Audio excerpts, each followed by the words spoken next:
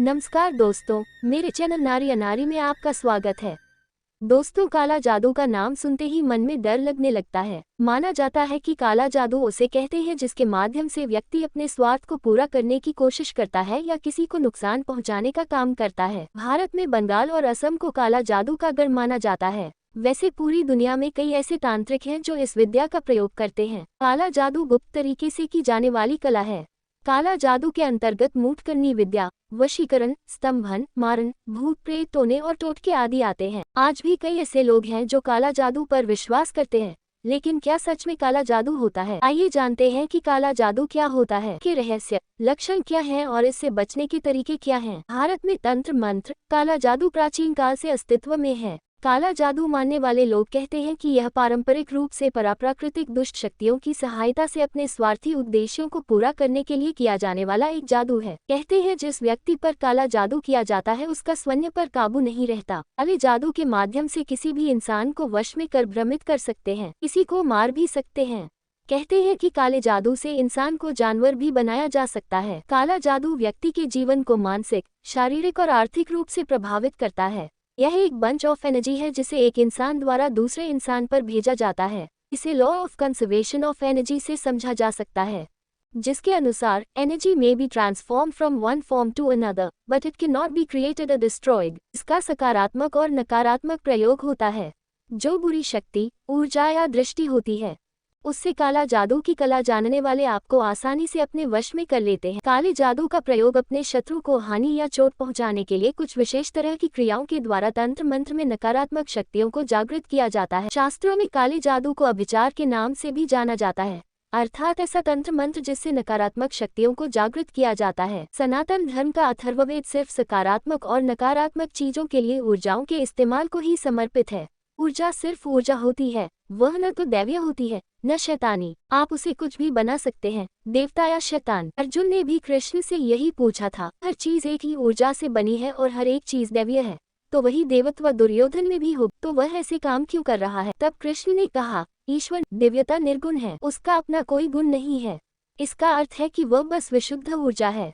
आप उससे कुछ भी बना सकते हैं। जो बाघ आपको खाने आता है उसमें भी वही ऊर्जा है, और कोई देवता जो आकर आपको बचाता है उसमें भी वही ऊर्जा है, बस वे अलग अलग तरीकों से काम करते हैं। तंत्र विज्ञान के अनुसार यह एक बहुत ही दुर्लभ प्रक्रिया है जिसे बहुत ही विशेष परिस्थितियों में किया जाता है। इसे करने के लिए उच्च स्तर के विशेषज्ञ होते हैं।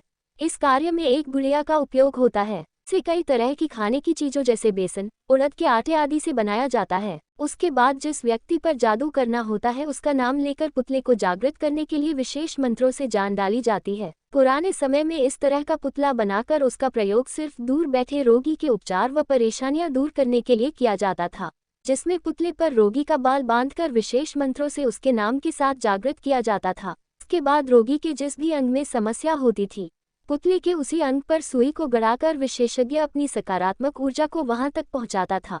कुछ समय तक ऐसा करने पर तकलीफ खत्म हो जाती थी।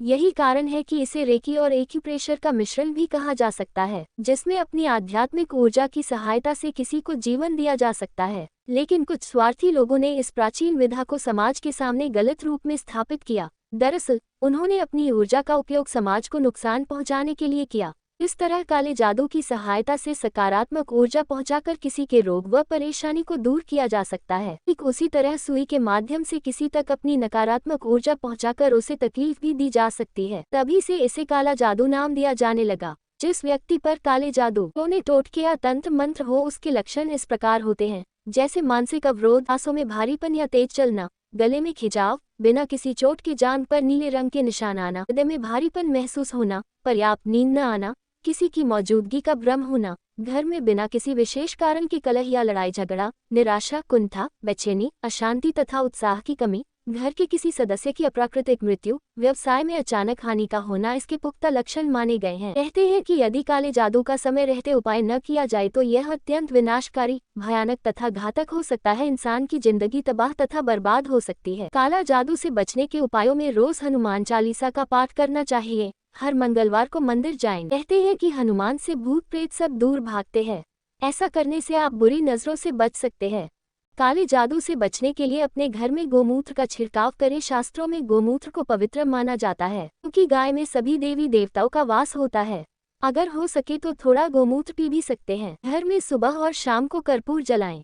इसके अतिरिक्त लोवान गंधक को घी मिलाकर उसे कंधे पर जलाकर घर में धूनी देने से भी लाभ होता है। गणेश जी को एक पूरी सुपारी रोज चढ़ाएं। एक कटोरी चावल किसी भिखारी को दान दें, इससे भी आपकी भूत बाधा या आपके ऊपर काले जादू का असर खत्म हो जाएगा। सरसों या शुद्ध घी का दीपक जलाएं और उससे तैयार होने वाले काजल को लगाने से भूत प्रेत का भय सदा के लिए मन से निकल जाता है। काला जादू केवल भारत की ही समस्या नहीं है, बल्कि अन्य देशों में भी इसका काफी प्रभाव है। भले ही काला जादू या टोने टोटके करने का तरीका अलग हो, लेकिन कई देशों में ये ज्यादा प्रभावी माना जाता है। भारत के अलावा अफ्रीकी देश Germany, Chile, Philippines, UK, Mexico, Romania, यहाँ तक कि पाकिस्तान से भी काला जादू से जुड़ी घटनाओं की खबरें आती हैं। इस वीडियो को सिर्फ एक जानकारी के तौर पर बनाया गया है, न कि अंधविश्वास को बढ़ावा देने के लिए। तो दोस्तों, ये थी जानकारी काला जादू के बारे में, जो कि विभिन्न सोशल मीडिया साइट से ली गई है। उम्मीद करती हूँ कि आपको पसंद आएगी। अगर आपको वीडियो अच्छा लगा है तो प्लीज़ लाइक करें और चैनल को सब्सक्राइब जरूर से करें। वीडियो को देखने के लिए आपका बहुत बहुत धन्यवाद। आपका दिन मंगलमय।